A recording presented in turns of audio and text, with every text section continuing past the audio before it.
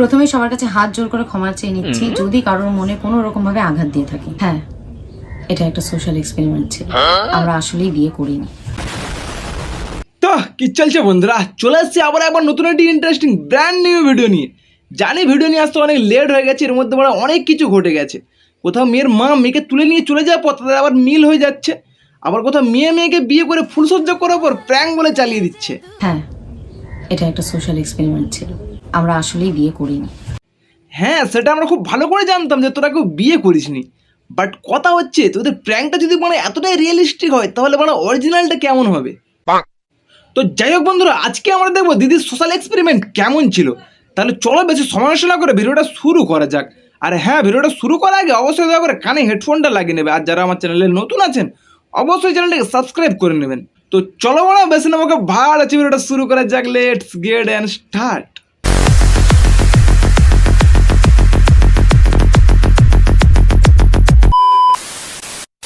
নমস্কার, আমি তানিয়া। নমস্কার, আমি অমৃতা। নমস্কার, আমি শুভ। আমাদের দুজনের এই রূপটা দেখে হয়তো অনেকে শকড হয়েছে, অনেকে এতক্ষণে কমেন্ট বক্সে অনেক মন্তব্য করে ফেলেছো, অনেক খিস্তি খামারি অনেক কিছু দিয়ে ফেলেছো। না না, আমি এখনো বাকি আছি না, তবে এইবারে দেবো।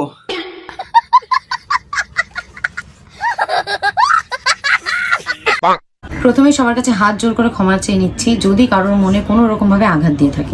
পুরো বোকাচুদা মানে দিদি এখন মানে ক্ষমা চাইছে যদি কারো মানে কোনো রকম আঘাত করে থাকে।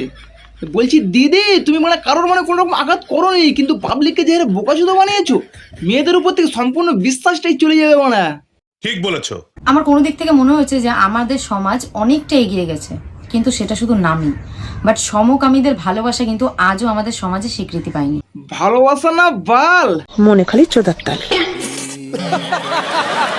আমি আবারও তোমাদেরকে বলছি, আমি তোমাদেরকেও বলবো এই একটা কথাই বারবার করে, যে ওরা কিন্তু অনেক কষ্ট করে অনেক স্ট্রাগল করে নিজেদের ভালোবাসার মানুষকে পায়। তো আমার বা তোমার কোনো অধিকার নেই যে সেই ভালোবাসাটাকে হচ্ছে তুচ্ছ তাচ্ছিল্য করা বা কাউকে একটা হিউমিলেট করা।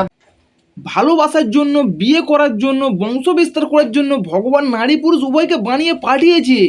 তাহলে ভালোবাসতে হলে কোনো পুরুষকে বাস না বানা, তা না করে নিজেরাই নিজেদের লেবুনে চটকাচটকি করছিস।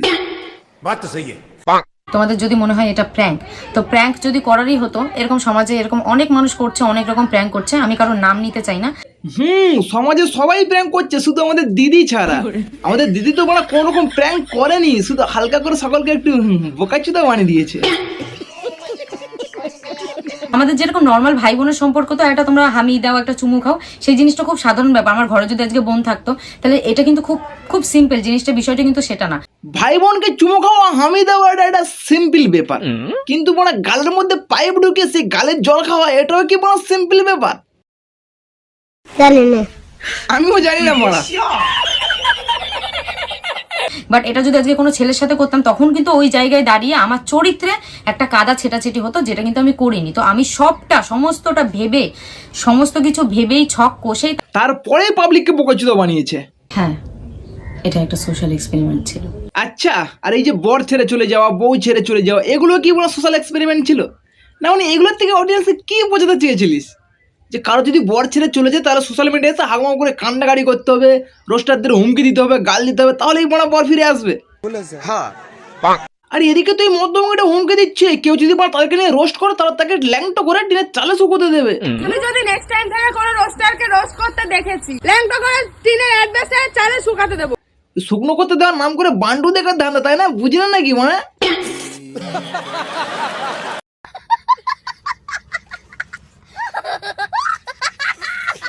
এটা একটা সোশ্যাল এক্সপেরিমেন্ট ছিল, আমরা আসলেই বিয়ে করিনি। যাই হোক, অবশেষে লুঙ্গিটা মুক্তি পেল তাহলে।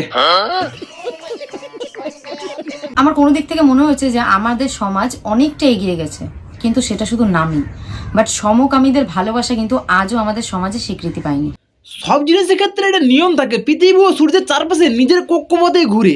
ঠিক সেম মানুষের ক্ষেত্রেও বানা, মেয়ে ছেলেকে বিয়ে করবে, ছেলে মেয়েকে বিয়ে করবে, এটাই বানা স্বাভাবিক। তুমি যদি কোনো নিয়ম ভঙ্গ করে বলো যে আমি ছেলে হয়ে ছেলের কলা খাবো, মেয়ে হয়ে মেয়ের লেবু চটকাবো, তাহলে সেটাকে বানা সমাজ কিভাবে মেনে নেবে? ঠিক বলেছো। সবসময় বানা আমি ঠিকই বলি, শুধু তোমরাই আমাকে বানা ভুল বলছো।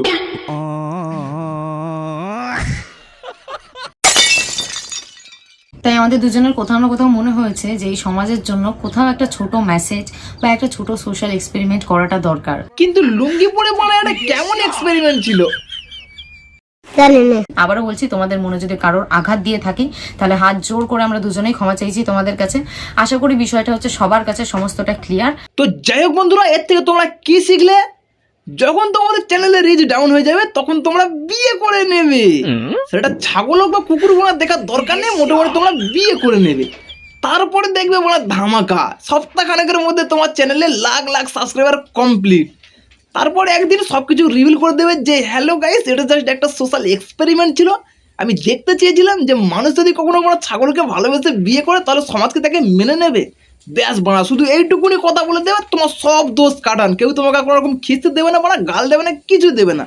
তোমাকে বরঞ্চ আরো সাপোর্ট করবে যে এটা ভালোই এক্সপেরিমেন্ট করলো, আর তুমি ভাইরাল হয়ে যাবে। তো চলো বন্ধুরা, দিদি আমাদের খুব সুন্দর একটা শিক্ষা দিয়ে গেল যে নারী জাতিকে কখনো বিশ্বাস করবে না, আর সাথে আমরা বোকাচোদাও বানিয়ে গেল। তো যাই হোক, আজকে ভিডিওটা এই পর্যন্ত আমি সমাপ্ত করছি। ভিডিওটা তোমাদের কেমন লেগেছে অবশ্যই কমেন্ট করে জানাবে। আর যারা আমার চ্যানেলে নতুন আছে অবশ্যই চ্যানেলটাকে সাবস্ক্রাইব করে দিও, আর পাশে থাকা বেল আইকনটাকে প্রেস করে দিও। দেখা হচ্ছে আবার নতুন একটি ভিডিওতে, ততক্ষণের জন্য বাই।